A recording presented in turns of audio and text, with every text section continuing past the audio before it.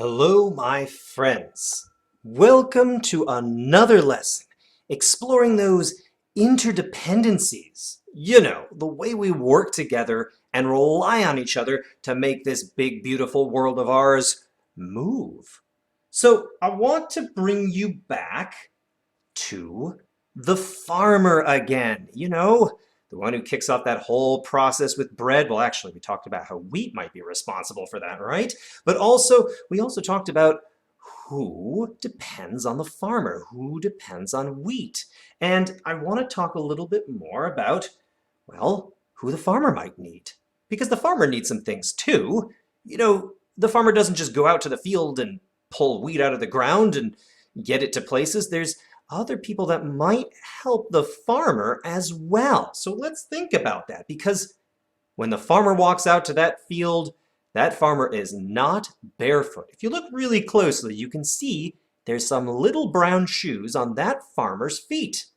A farmer would rely on a shoemaker to make shoes for that farmer, right? Some really nice shoes too. But also, a farmer doesn't go out to the field naked. That would be crazy. Well, I guess if you lived in the middle of nowhere, but hey now, let's be modest. A farmer might rely on a dressmaker or clothing maker to supply them with the clothes necessary. And farmers like nice rugged clothes, so those are top quality things.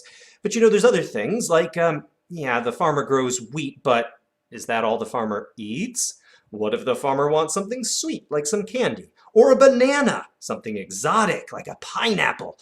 Well, then they're going to have to go to the grocery store. Hey, they might even see some of the stuff that they helped contribute to there. But they are going to need food. They are going to depend on a grocery store. And picking that wheat with your bare hands can really hurt. It's nice to have some kind of a thresher or something, right? What is that? A tool. So maybe the farmer has to rely on a tool maker as well to make tools, to make the job easier. And shoes and clothes do the same thing, and also having a good healthy diet contributes as well. But we talked about wheat and being transported to things like the miller and the baker and all of that. The farmer can't carry it themselves. That would be crazy. So the farmer also depends on transporters to take that wheat and ship it on to the next place. Speaking of that next place, could be the bakery. And the farmer might like some bread too. Even though the farmer grows the wheat, may not necessarily have the mill to make it into flour and the other things.